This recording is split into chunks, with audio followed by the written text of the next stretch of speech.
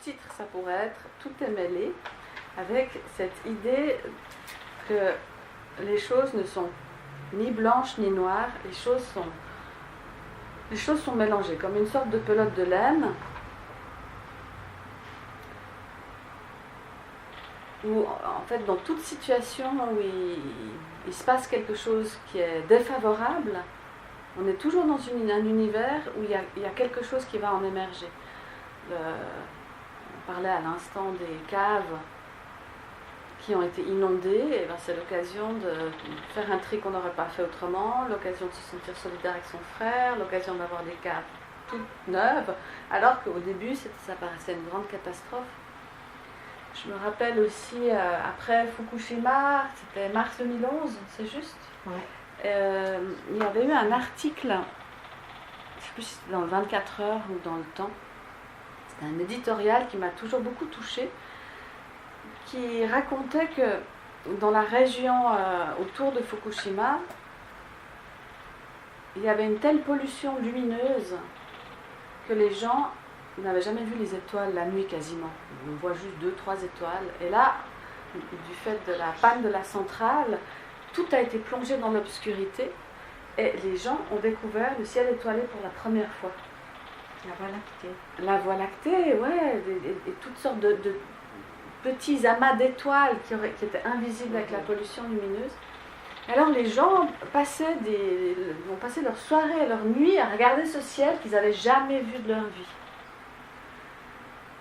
Ça, c'était une chose qui m'avait beaucoup touchée. Puis l'autre, c'était que du coup, il fallait s'entraider.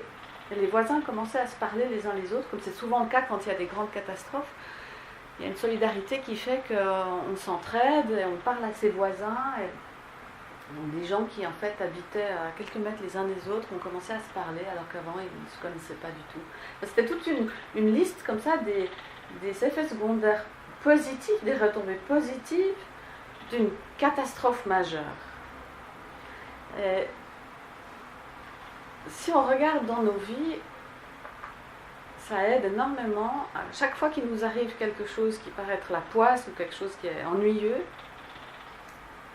d'observer quelles vont être les retombées quand même positives de ça. Ou alors, des fois, c'est pas encore visible, mais en tous les cas, à chaque fois qu'on est un peu poussé dans nos retranchements, comme dans ce qui est en train de t'arriver avec cette personne qui perd la tête dans ton environnement, il n'y a peut-être pas de retombées positives claires, immédiates, mais en tous les cas, c'est une invitation à devenir plus clair, à ne pas laisser les choses nous pénétrer, comme ton mari te le suggérait, garder la personne à l'extérieur, il y a toujours l'occasion d'apprendre. Alors il y a la réalité d'un côté, et il y a de l'autre la structure binaire de notre esprit. Et j'en parle régulièrement en lien avec le moi et en lien avec le mental, c'est-à-dire que les rouages de notre esprit, de notre pensée, fonctionnent de façon binaire.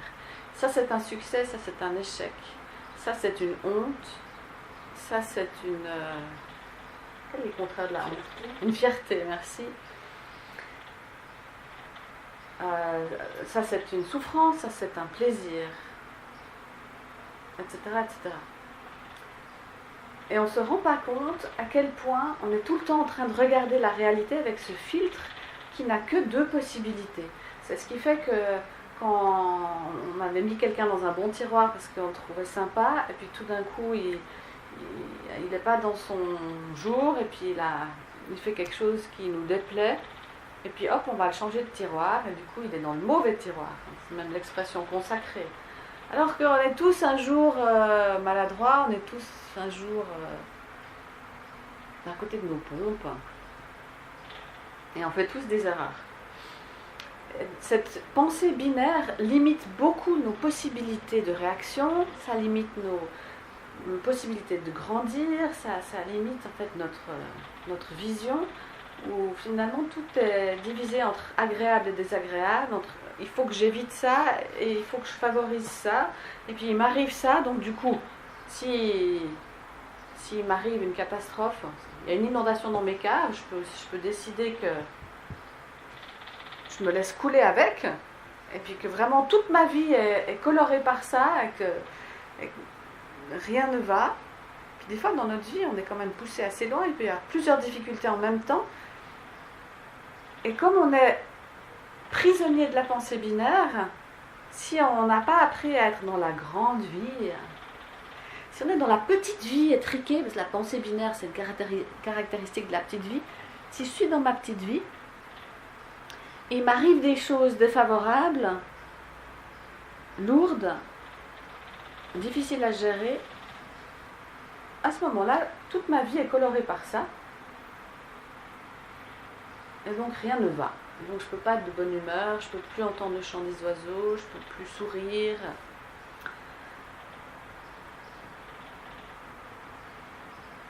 L'inverse est vrai aussi, de trop se réjouir pour quelque chose.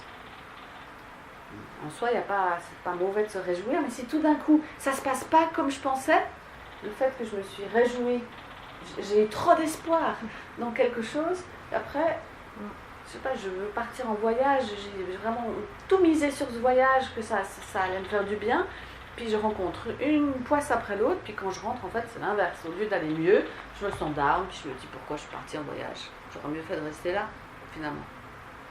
Parce que je me suis laissée définir par ce qui s'est passé, et il y a quelque chose en nous qui en tire des conclusions générales. Et on se laisse contaminer par ce côté binaire. Et croyez-moi, il est plus là que ce qu'on croit. Une des caractéristiques de cette grande vie, de cette conscience éveillée, c'est précisément de s'extraire de la pensée binaire. Et cette pensée binaire a tendance à croire qu'un événement, il est soit entièrement chouette, soit entièrement nul. Et donc le fait de commencer à se rendre compte, mais non, tout est mêlé, ça nous permet d'entrer dans toutes les nuances de gris et de commencer à accueillir la réalité comme elle est, et plus avec ce filtre binaire. C'est un entraînement de l'esprit. C'est s'entraîner à voir le verre à moitié plein plutôt qu'à moitié vide.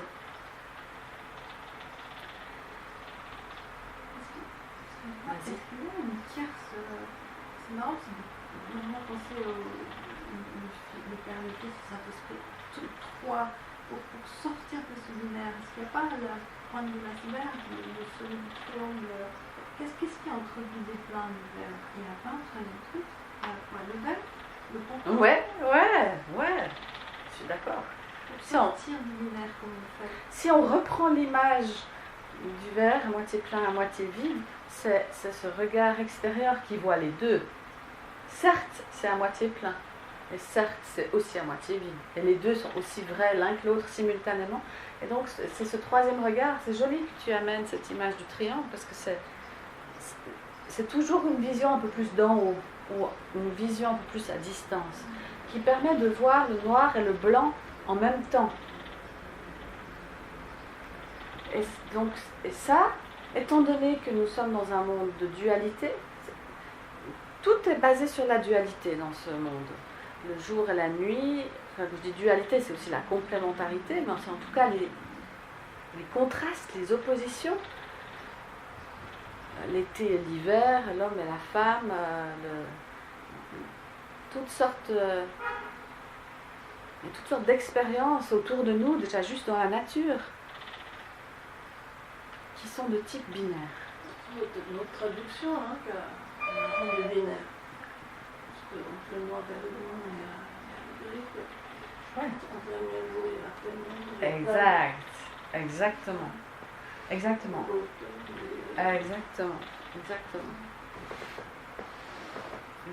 Et c'est pour ça que dans la tradition du yoga, je te remercie d'amener ça, Sandra. C'est Tania qui a normalement un rendez-vous, je crois. Okay.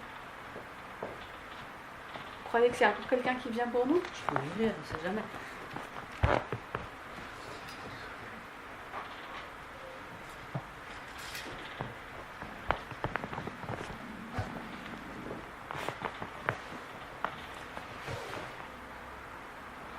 Donc ce qu'on constate, c'est qu'il y a cette tendance à voir les choses de façon binaire et que c'est le symbole du yin et du yang.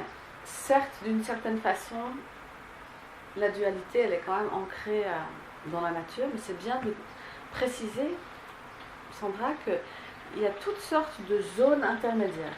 Et le yoga s'intéresse énormément à ce qu'on pourrait appeler l'entre-deux. Et l'entre-deux, en sanskrit, ça s'appelle samdhya, S-A-M-D-H-Y-A. Et les samdhyas, ce sont tous les moments qui sont ni complètement l'un ni complètement l'autre. Donc l'aube, le crépuscule, c'est ni le jour ni la nuit. Il y a un petit moment où on ne sait juste pas, c'est autre chose. Dans notre respiration, c'est poumon plein et poumon vide. On a de nouveau un entre-deux. Est-ce que du poumon plein c'est de l'inspire? Est-ce que c'est de l'expire? Non, on ne peut pas dire, c'est encore autre chose. Et dans nos pensées, c'est l'intervalle entre deux pensées. On a de nouveau un entre-deux. Ça signifie que on a deux mondes qui s'interpénètrent, un monde qui est plutôt duel et binaire, et un autre monde qui est beaucoup plus riche, plein de nuances, plein d'entre-deux, et plein d'unités en fait, en réalité. Et si on ne fait pas un travail d'introspection, d'examen de comment on fonctionne et comment fonctionne le monde, on a le risque de voir qu'un seul aspect de la trame, comme la trame d'un tapis, on a juste la trame mais on n'a pas le dessin. Et pour voir le dessin, on a besoin de voir les deux choses qui s'interpénètrent.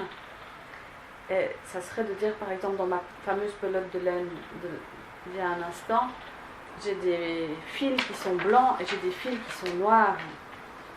Je ne peux pas nier que les deux sont là, mais en même temps, ils forment la pelote. Et la pelote n'est ni blanche ni noire, elle est les deux finalement, mais elle est de nouveau autre, c'est de nouveau une troisième chose.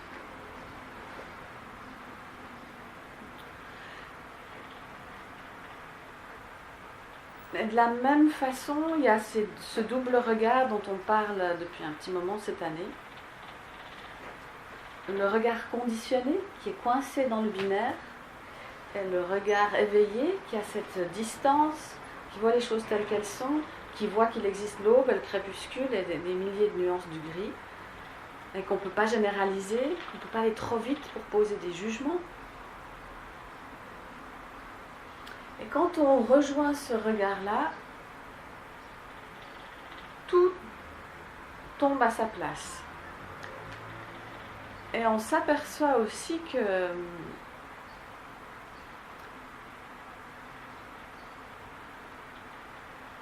on est dans un réseau de forces et qu'une force qui a l'air un peu négative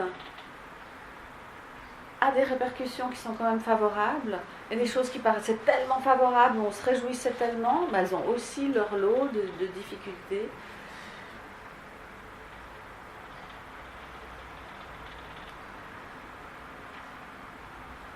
Alors, dans la grande vie, on renonce au besoin de voir les choses de façon binaire. Et on revient sans cesse voir tout le nuancier. Donc tu demandais tout à l'heure, est-ce qu'il y a un outil pour tirer le bon fil? C'est déjà monté. C'est admirer la pelote, exactement. Comme on admire le verre, on admire la pelote. Et il y a aussi cette histoire fameuse, peut-être certains parmi vous la connaissent, cette histoire de cet homme qui a un fils et un cheval. Son fils monte à cheval, il part à cheval et revient avec une jambe cassée. Et les gens du village disent « Oh, quel malheur, il s'est cassé une jambe, c'est horrible !» Tu devrais tuer ton cheval ou tu le vends, mais enfin, tu ne peux pas garder un cheval, c'est quand même... Tu vois comme c'est dangereux. Et c'est le père, qui est un sage, répond « Peut-être. » Puis le lendemain,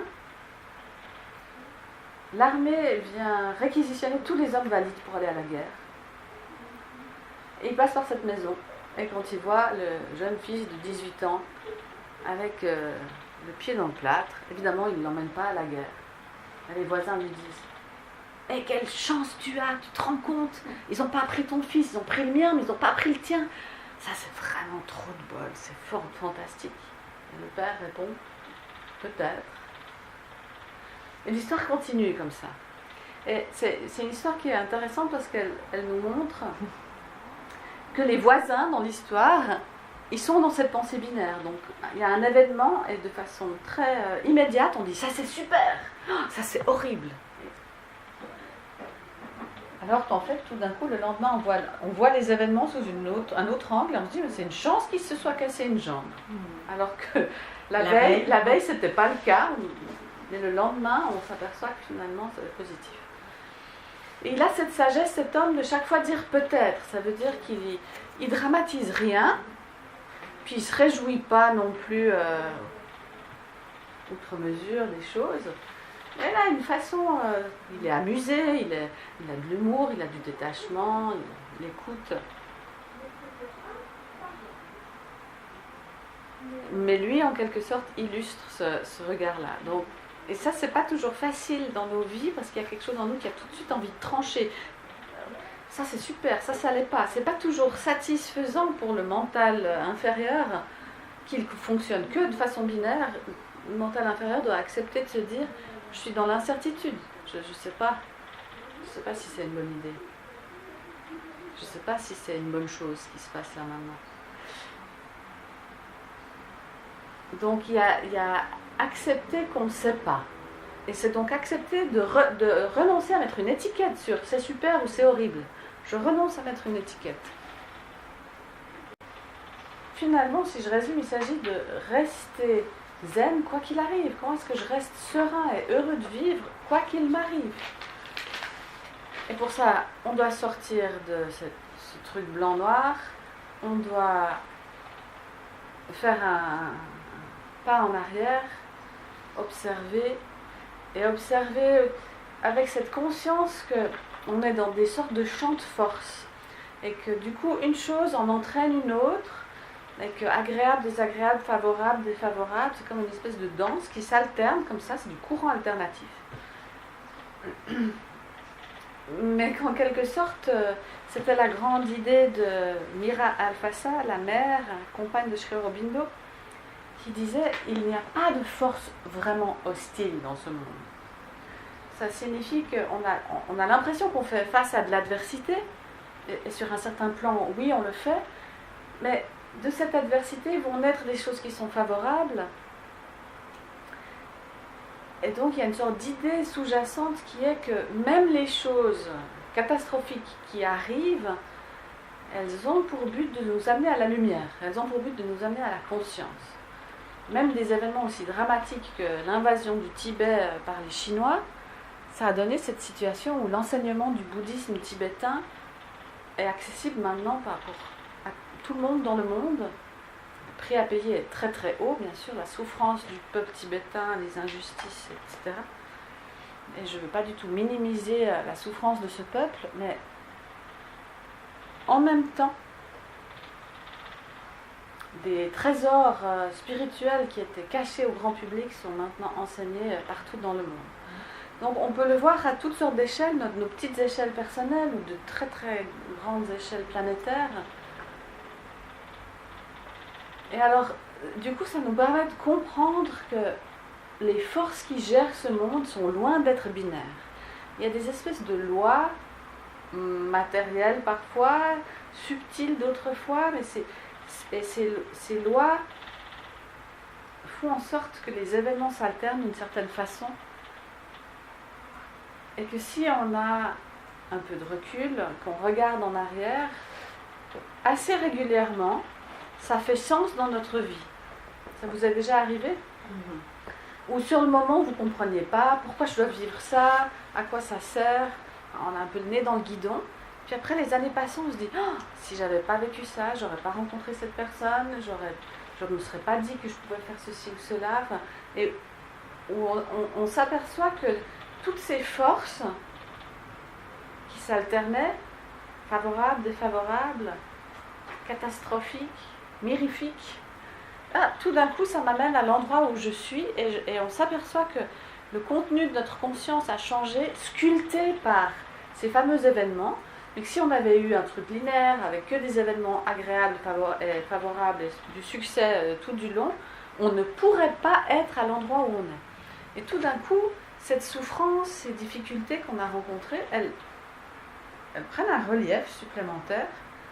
On réalise que tout ce qu'on voulait éviter dans la pensée binaire, finalement, ça a collaboré à nous amener dans un endroit où il est tellement bon d'être, dans une conscience qu'on est content d'avoir, dans une situation de vie qu'on est content d'avoir. Oui, mais ça, il faut atteindre la situation qu'on a envie d'avoir. Oui. Alors ça, c'est quand on a beaucoup de recul. Ouais. Quand vraiment les pièces du puzzle se mettent en place. Et avant, justement, on n'a pas cette vision complète. On peut déjà juste se contenter de voir que tout n'est pas noir, et s'accrocher aux petites lueurs à gauche, à droite qu'on voit. Mais à un moment donné, beaucoup de gens vivent ça, où les pièces du puzzle de notre vie se mettent en place. C'est quelque chose qui vous parle, mais que ça a mis plusieurs années, parfois plusieurs décennies même, pour vraiment avoir quelques mois. Mon doigt, c'est révélateur d'un truc plus fou. Voilà, tu t'es fait un éveil soudain grâce à ton doigt. Ouais. Non mais c'est... En temps réel, j'ai pu vraiment voir que si je m'étais pas fait mal au doigt, il y a plein de choses, de projets, de petites choses qui se sont passées et qui se passent encore, qui ne seraient pas là. Ouais. Tout à fait. C'est quand même incroyable à quoi ça tient. La couleur noire de mon doigt, alors que quand j'ai vu ça, je me suis dit, et je vais passer tout l'été avec un ongle noir. En plus, il n'est même pas tombé. Mais ça, c'est une grande chance. Et maintenant, je me dis, faut pas qu'elle parte tout de suite. C'est le symbole de quelque chose. Donc, comme ça, à chaque fois que tu le vois, ça ancre la prise de conscience que tu avais eue. Par contre, je ne peux pas m'en refaire un autre. Non, ça suffit. Il n'y a pas besoin de répéter. Tu voulais dire quelque chose, Anne-Jo? Oui, en fait, je trouve quand même assez spectaculaire la responsabilité et l'impact qu'on a sur notre propre souffrance. Parce que c'est totalement subjectif. On est d'accord, on peut prendre un événement catastrophique ou mal prendre même une bonne nouvelle. Mais là, qui est responsable? Que nous. Oui, tout à fait. Donc, en fait, la question de fond, je me demandais s'il n'y avait pas comme un espèce de magma, une pelote de souffrance, plaisir, bien, mal, tout ça qui est constant, comme la matière du monde, qui est toujours la même. On meurt, on devient poussière, le poussière devient un escargot, qui devient un arbre, c'est toujours la même matière. Est-ce que c'est la même chose pour la souffrance, la force binaire? Est-ce qu'il y a une même dose? Et pour ça, tout ce magma binaire, oui, de plaisir, douleur, souffrance, tout ce truc binaire là, on doit chaque fois se positionner au bon endroit. Est-ce que c'est toujours une même dose dans laquelle on nage, et puis parfois là, ouf, je suis dans le flux blanc, puis il faut que je donne un petit coup pour aller à gauche. Est-ce que c'est de la navigation tout ça? Est-ce que tu penses que c'est la même dose? Je sais pas comment expliquer ce que je vois. Comme s'il y avait autant de matière que toute la vie se joue là-dedans, qu'il y a autant de bien et de mal, que c'est vraiment un concept de notre petit cerveau, mais que c'est toujours là, la même dose. Et puis nous, on navigue dedans. Ouais. Tu vois ce que je veux dire? On navigue dans un océan d'énergie et de force. C'est toujours les mêmes depuis l'aube de la vie, en fait. Quand on ne coupe pas. Faut juste apprendre à naviguer. pense que c'est ça qu'on appellerait la condition humaine. Du fait qu'on est humain, on est soumis à la maladie, à la vieillesse, à la souffrance. Et donc nécessairement, on doit naviguer entre ces choses qu'on appellerait bien et mal. Et pour une bonne partie, ça dépend de notre regard là-dessus. Et bien là, ça me fait penser aux neuropeptides. Oui. Et j'ai vu un truc traîner sur Internet. Est-ce que quand elle parle des neuropeptides, tout le monde comprend ce qu'elle veut dire? Je peux faire des liens. Donc, tu veux que j'explique ou tu veux le faire toi? Oui, je serai. Donc, pour faire extrêmement court, à chaque fois que nous ressentons une émotion, notre cerveau déclenche des substances dans le corps qu'on appelle des neuropeptides. Donc il y a le neuropeptide de la joie, et le neuropeptide de l'agacement, et le neuropeptide de la peur. Ça s'appelle un neuropeptide. Un peptide est une forme de protéine. Et donc ça veut dire qu'il y a réellement une chimie émotionnelle. Pour chaque état d'âme que nous ressentons, notre corps sécrète des substances hormonales en lien avec ça. Et la chose la plus étonnante, c'est que nos cellules créent des capteurs sur lesquels ces neuropeptides viennent se visser. Et si vous avez souvent des états d'angoisse, vous avez des cellules qui ont énormément de capteurs pour le neuropeptide de l'angoisse. Et à un moment donné, si vous n'avez pas votre dose de peur de la journée ou de la semaine, c'est les cellules mêmes qui appellent le cerveau en disant « Donne-nous notre dose de neuropeptide de peur, on a des capteurs vides. » La même chose est vraie si vous avez l'habitude d'être plutôt à regarder le verre à moitié plein, à trouver des solutions, à être positif. Vous avez des capteurs de l'optimisme sur vos cellules. Et de nouveau, à un moment donné, vos cellules vont demander au cerveau « Donne-moi ma dose de joie !» Ça évolue un tout petit peu quand même, parce qu'on ne va se pas accrocher éternellement dépressif, éternellement joyeux. C'est pas génétique alors. C'est pas génétique, même si peut-être Un peu. il peut y avoir une base génétique, mais tout ça c'est très plastique et très modifiable. Puis là, je le décris d'une façon un tout petit peu caricaturale, mais c'est pour expliquer que nous sommes accros à notre propre chimie interne. Et que donc, il y a une sorte de base physiologique de notre peur jusque dans les neuropeptides, jusque dans l'addiction de nos propres cellules à une certaine substance. Et donc, le processus qui fait qu'on va d'un tempérament anxieux vers un tempérament optimiste, ou un tempérament juste serein, on pourrait prélever des cellules dans votre corps et regarder quel genre de capteur ces cellules ont pour quel genre de substance, et puis dire 1 an après, ou 2 ans, ou 10 ans plus tard, ben tiens, les capteurs ont changé, cette personne maintenant n'a presque plus de capteurs de peur, mais elle a développé à la place des capteurs de joie. C'est intéressant, ça veut dire que la transformation émotionnelle, et donc cet art de tirer le bon fil, est inscrit jusque dans nos cellules. Voilà. Donc, un neuropeptide, c'est ça.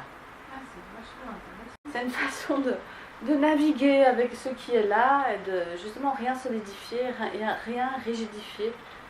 Et surtout, ne pas être dans cette vision binaire, c'est super ou c'est horrible. Et en fait, quand on fait ça, on reste en joie un peu tout le temps. Il y a quelque chose en nous qui a envie de rigoler du tout, il y a aussi une sorte de force qui se libère, parce que vous craignez beaucoup moins ce qui va vous arriver, ou même plus du tout. À partir du moment où vous êtes ouvert pour toutes les retombées positives de n'importe quoi, puis qu'en même temps vous avez un esprit de solution, puis que vous avez l'esprit d'utiliser n'importe quelle circonstance pour grandir, il y a beaucoup de vitalité, il y a beaucoup de force intérieure qui se réveille, et beaucoup d'assurance, beaucoup de confiance, beaucoup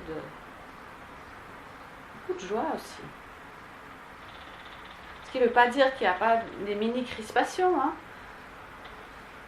Bon, en ce moment, je vis quand même régulièrement un truc qui... Je sens que ça se resserre. Je dis, oh, que se passe-t-il? Ça se resserre corporellement. Ah, mais moi, je veux pas de ça. Moi, je veux être heureuse de vivre. Ok, on relâche, c'est pas grave. Solution. Pas de problème. Et puis si vraiment il n'y a pas de solution, alors on peut se battre aussi, hein, puis on peut se battre de façon binaire. C'est pas qu'on doit éviter le binaire à tout prix tout le temps, mais il y a plein de circonstances où on peut vraiment naviguer. Et c'est... Donc il y a un premier propos ce soir qui est peut-être plus psychologique, une attitude intérieure à avoir par rapport aux choses. Et puis après, il y a un autre aspect plus philosophique qui est d'observer comment l'univers construit des événements. Et comment toutes les choses soi-disant défavorables ou désagréables ou qui nous font souffrir participent de la construction de notre vie. Et de percevoir qu'il y a une sorte de trajectoire, il y a une sorte de directionnalité. C'est une autre façon de parler du mot karma que de dire que l'univers construit la vie de quelqu'un par synchronicité, par circonstance, par événement. C'est loin d'être toujours des événements qu'on aurait souhaités. Il y a toujours beaucoup de surprises quand même dans nos vies, beaucoup d'imprévus. Tu crois que l'univers, il y a des quels grands? Ah non. Quand on est séparé par être, comme voilà, il y a le numéro 1, le numéro 2, le numéro 3, puis pour le 3, je vais créer tout ça. Je ne suis pas bien sûre de ça. Il me semble que c'est plutôt un peu magmatique tout ça, non? C'est curieux. Mais à la naissance, on voit ça quand les enfants naissent, ils sont élevés par des parents dans des circonstances similaires. Et ils se développent très différemment. Donc on voit que c'est comme si à la naissance, chacun de nous avait quelque chose à accomplir. Il y a des gens qui sont tellement appelés par la musique ou d'autres par l'art, ou il y en a d'autres, c'est des entrepreneurs nés, alors que peut-être les parents pas du tout. Les parents étaient médecins, ou les parents étaient voyageurs dans l'âme, et puis les enfants deviennent tout autre chose.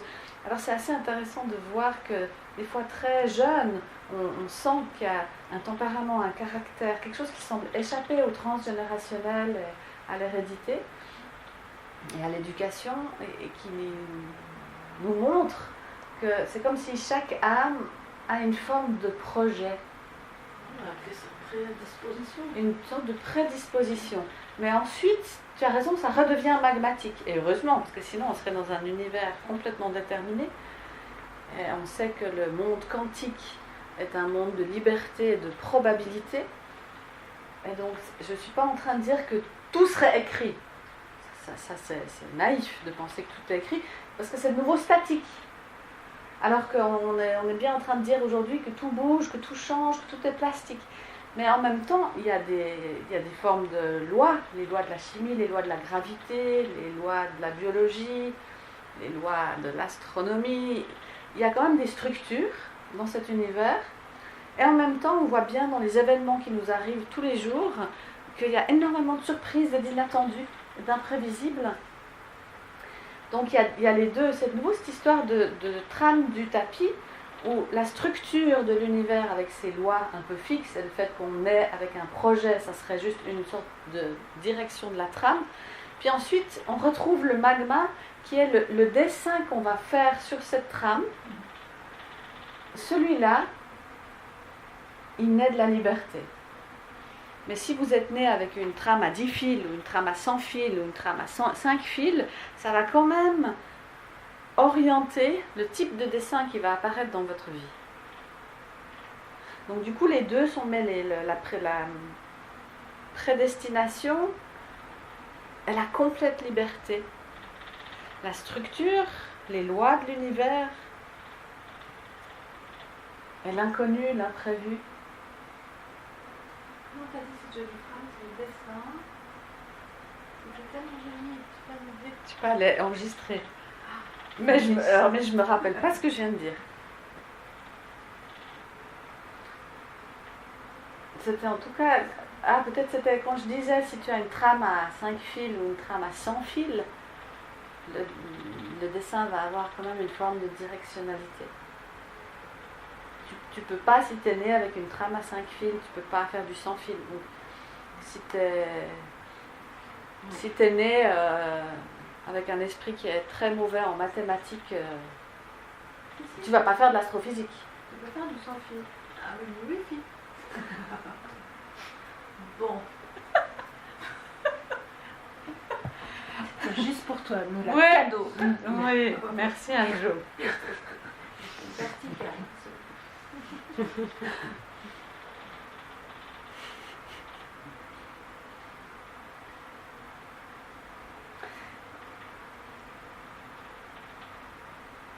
Et de nouveau, c'est très important de réaliser cette concomitance des plans d'existence, parce que sinon on ne comprend pas bien comment marche cet univers. De même qu'il y a ce plan duel, binaire, il y a en parallèle un autre plan d'existence où on a ce regard éveillé, on peut avoir l'attitude juste qui nous permet de trouver des solutions, d'avancer, d'avoir une forme d'optimisme, de jamais désespérer quoi qu'il arrive. De la même façon, on a ces deux plans, un plan où les choses sont fixes. L'ADN a quand même une structure. Et Fanny nous dit à l'instant que on a découvert que même l'ADN change.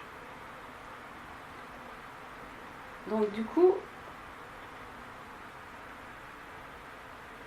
la stabilité coexiste avec l'impermanence.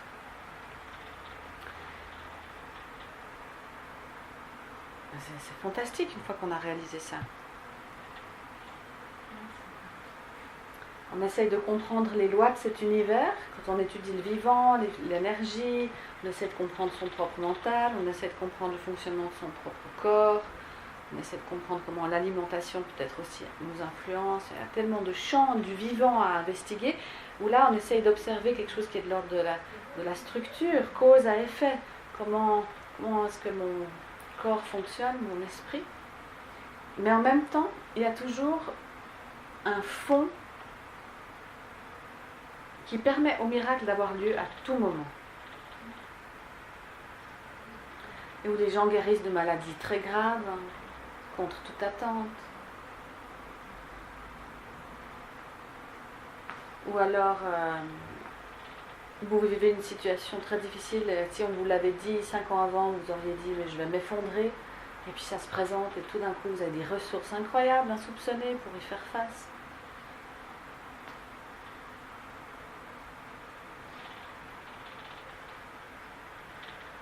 Et c'est donc important de connaître comment est-ce que l'univers est structuré par l'observation, et puis en même temps de résider intérieurement dans un endroit où tout est possible. Parce que ce sont deux strates qui coexistent. Le vivant nous est donné, avec aussi ses limites,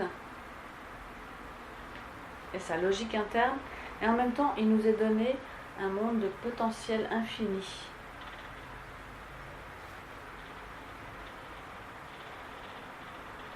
Et pour vraiment avancer dans cette vie, on a besoin de connaître les deux.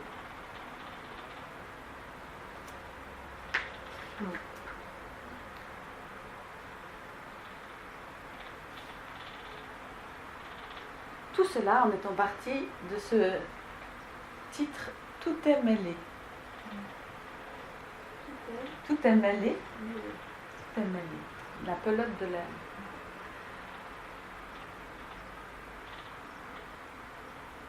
Et donc, peut-être, on arrive gentiment vers la fin de notre investigation pour aujourd'hui, mais cette fameuse pelote du début,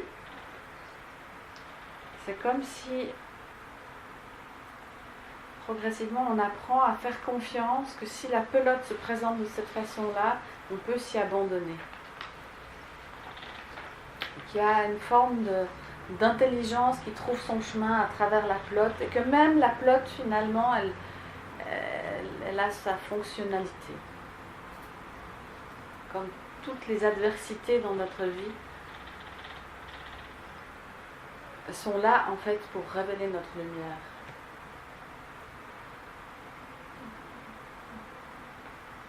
On pourrait presque dire que cette pelote, c'est pas la même matière, c'est peut-être une mauvaise idée, les fils. Il y a une stabilité du solide et la permanence du fluide. C'est presque une matière très différente qui coexiste dans cette pelote, mais c'est pas la même matière. Fluidité, solidité. Si on arrive à se mettre dans le fluide, on s'en sort beaucoup plus. Exactement. Oui, c'est ça, c'est vrai. La pelote peut se manifester à nous sous forme solide, et alors on se cogne tout le temps, puis on souffre.